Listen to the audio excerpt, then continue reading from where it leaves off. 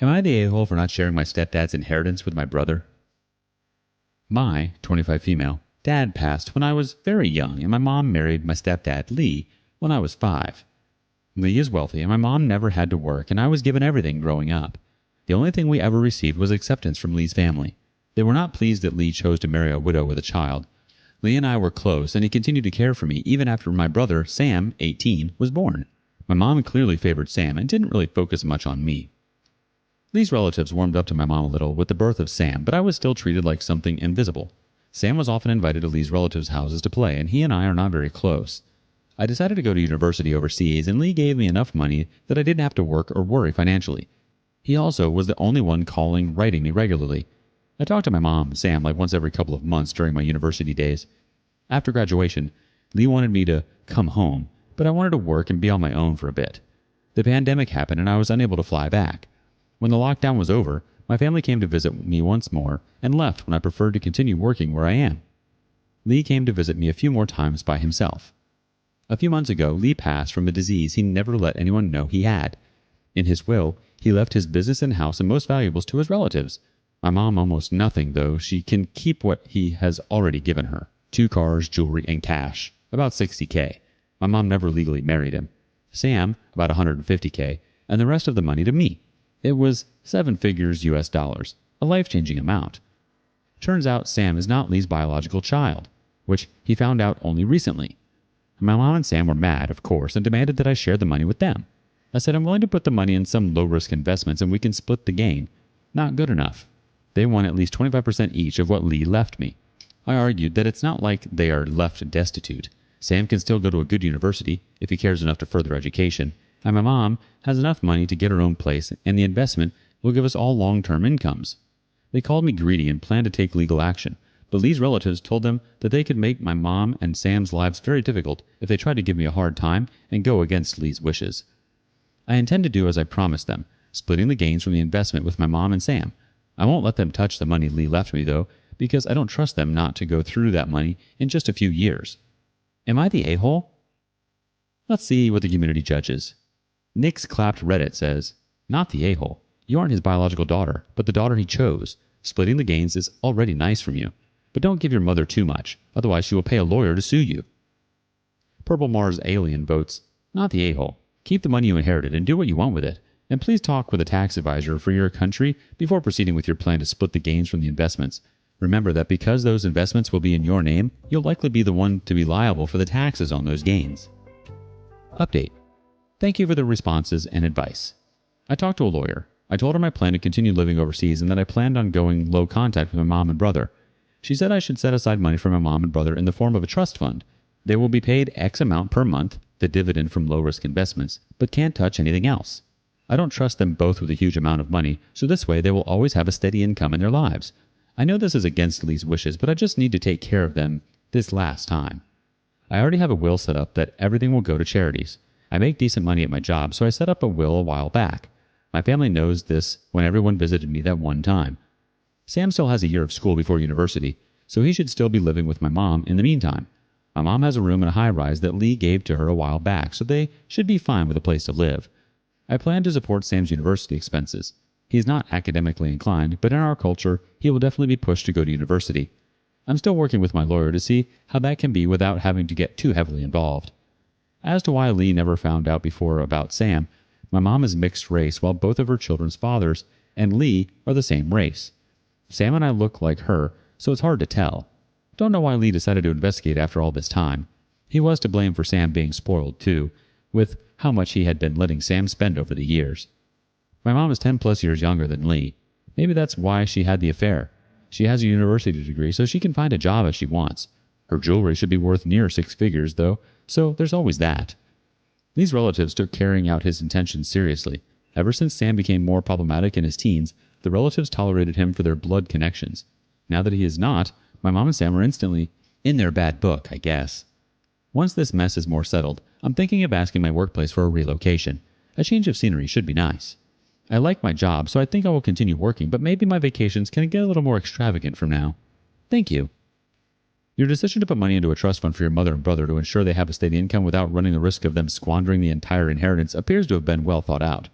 This level of attention shows responsibility and consideration. You ought to have a will that details your goals for your personal belongings, including any donations to charities. Keep in mind to speak with your attorney frequently throughout this process and make sure everything is legal, and to make sure you're doing everything you can to safeguard your interests and the interests of those you care about. Wishing you the best of luck in your future endeavors and in solving the current problem, OP. Pacifist War Freak chimes in. The money was willed to you. You are under no obligation to share it with anyone, least of all those who only think they are entitled to have it.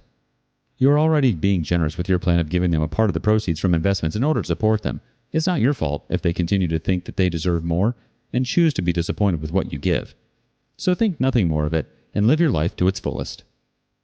Spirited Complex 903 wants to say, have you spoken to a second lawyer? I am surprised that this lawyer told you that you should open a trust fund for your mom and Sam. I really think you should fully honor Lee's end-of-life wishes and not share your newfound wealth with them. It's not as if Lee left either of them high and dry or destitute. Far from it, in fact. By sharing your inheritance with these two, you're basically enabling their strong sense of entitlement. Your mom, sadly, caused you and Lee so much harm and unnecessary hurt. I'm so sorry. Whatever you decide, I wish you the best in life. I'm so glad that you had Lee in your life. On to the next story seeking judgment. Am I the a-hole for calling my friend's proposal disrespectful? Alright, so here's the deal. My friend, male 27, decided to propose to his girlfriend of 3 years, Dina, female 26. The two met at a bar pre-COVID and were just chatting at first, but it quickly led to more, and eventually the two of them moved in together and discussed marriage.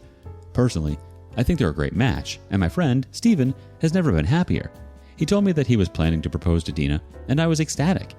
Well, the day of the proposal hits, and I called Steven the next day, which was last night, to congratulate him.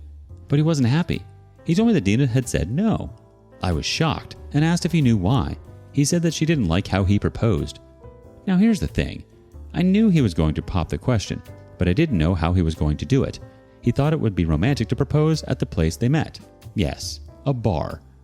Already, I could kind of see why she might not like that, but I decided to ask her privately because she and I have gotten to be close. She confided in me that it's because she told Steven multiple times that she didn't want to have a public proposal, and that she was horrified he would do it at a bar of all places, and that she felt disrespected that he didn't accommodate that. I told Steven that his proposal was honestly really disrespectful and seriously kind of messed up, to which he told me I was being an insensitive a-hole and should be supportive as his friend rather than talking down to him, but I don't know if I'm wrong here. Am I the a-hole for calling my friend's proposal disrespectful? Edit to clarify, I am actually female, for those saying him. He saw everything, all of this. He confronted me about it, and while he was pissed that I aired their dirty laundry, he did end up thanking me for posting it because it gave him a different perspective. So thank you, commenters. As for the relationship, Dina and Steven are still living together. Sort of. Dina was upset over the whole event and has spent the past couple of days mostly at her parents' house and then working it out with Steven at night. Dina said she is working on forgiving him, but mostly has been bothered that her wishes weren't met. At this time, they are not engaged, and Dina has no plans for that anytime soon. I did tell Steven that if they stay together, I would help him plan a proposal in the future. The three of us live in Florida, and we're all relatively close to the beach, so I suggested to Steven that next time he proposed, he'd do it in the evening at a beach, or somewhere private without a lot of people or noise. Steven also told Dina he is planning on returning the ring he bought, and will be giving her some of the money to use for whatever she wants. I think he ordered flowers to be sent to her work, too, if I'm not mistaken. So I guess it all worked out in the end. It makes sense that you criticize your friend's proposal as disrespectful given that he defied his girlfriend's clear instructions. It was Steven's duty to respect Dina's feelings and make the occasion special in a way that adheres to her preferences if she had made it clear repeatedly that she didn't want a public proposal.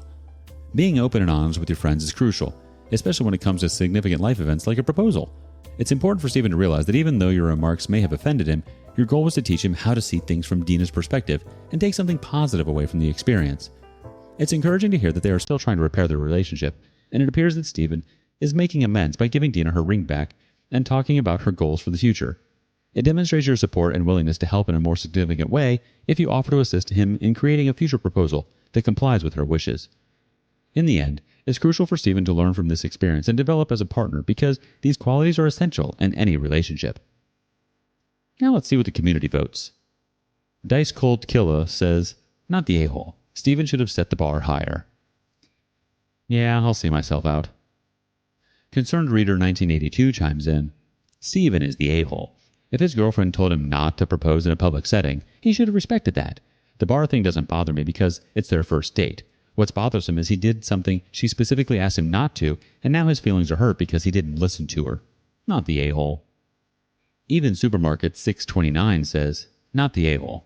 I would have said you're the a-hole had they not discussed the proposal before, but she told him multiple times to not make it a public proposal, and he did the opposite of that. I would be pretty pissed too. She had one request, and he couldn't even deliver that. One more vote for marginal greatness. Not the a-hole. Ask your friend, once he's calmed down, if he wants you to lie to him. Tell him that you are his friend and that you want him to learn and grow. Let him know that you will now question him as to what kind of support he's looking for. Honesty or a shoulder to cry on. Moving on. Am I the a-hole for not making child-inclusive plans that someone in my friend group can't attend? Howdy guys. Recently my friend group have been divided on an issue. I have a group of 6 friends and their significant others are from high school. All of us are in our mid-20s. The only person in our friend group is Jessica, who has 2 young children and is a single mom. I'm the only person in my friend group that can host, as my husband and I own a decent-sized house and don't have anything stopping us from hosting, I guess.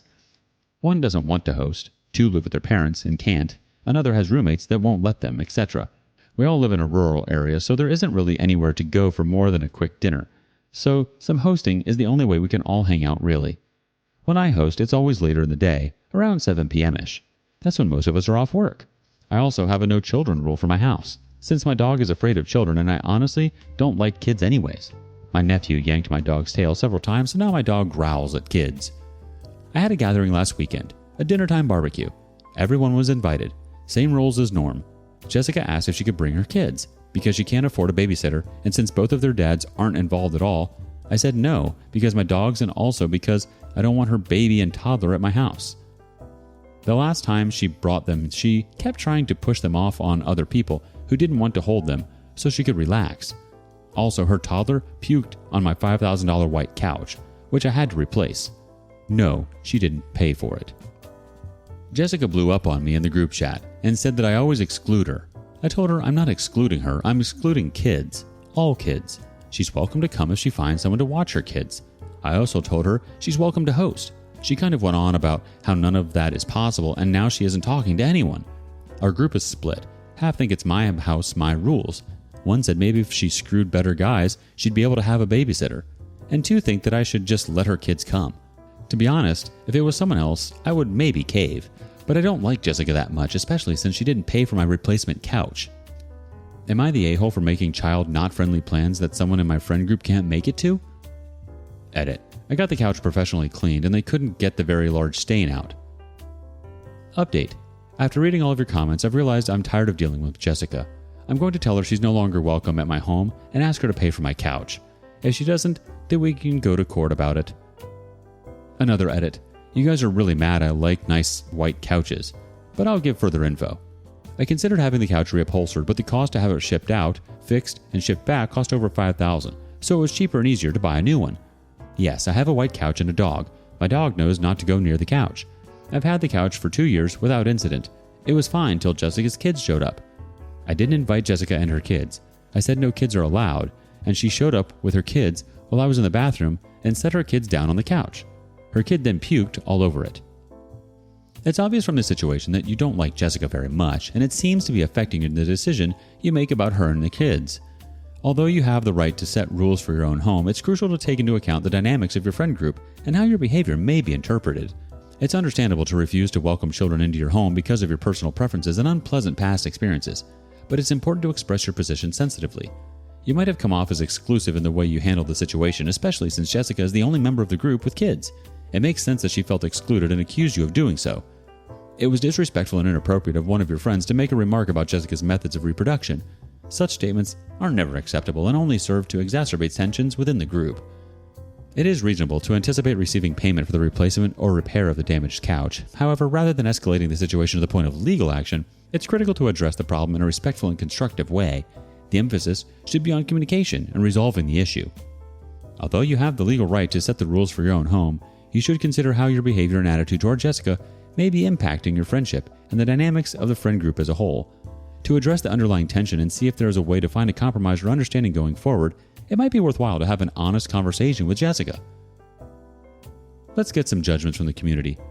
Bookshelfie says, not the a-hole, boarding on everyone sucks here. She should be watching her kids and paying for the property they damaged. That being said, the comments about her reproduction choice is not kind. IDocK18 says, let's be real, you're not Jessica's friend and you make excuses, some semi-reasonable and some a little far-fetched. Jessica needs a better friends, but your house, your rules. So not the a-hole for establishing rules for your home, but you're the a-hole, OP. The OP replies, I'm not her friend, yeah, but we're in the same group chat friend group. Do you think I should say, hey guys, barbecue at my house, everyone but Jessica can come? FreeAd7708 chimes in, not the a-hole. You don't want kids in your house and you are free to make the rules. That you weren't compensated when damage was caused by her kids affirms your choice. Also, the friends who said she should screwed better guys are a-holes. The OP replies, Dave kind of hates her because she cheated on his brother in high school. He's a pretty nice guy the vast majority of the time. He volunteers all the time, helps pretty much everyone move, etc. I like Dave a lot more than Jessica, so maybe I'm biased. It was definitely an unkind comment, but not really wrong. Her kids' two fathers are both homeless drug addicts. Subsailor1968 says, after the sofa incident, yeah, I'm with you, not the a-hole. Embarrassed Advice 59 says, it's obvious you don't like her, which you admit, so I think that already supports Jessica's claims that you are purposely excluding her. And for you guys being friends, one's comment is hella misogynistic and gross. Technically not the a-hole since it's your home, but you all sound unbearable. That's all we got today at our lounge. Glad you stopped by. Hope you liked what you heard. Leave us a comment and let you know what you thought. If you haven't already, don't forget to like and subscribe so you don't miss out on the next episode. See you then.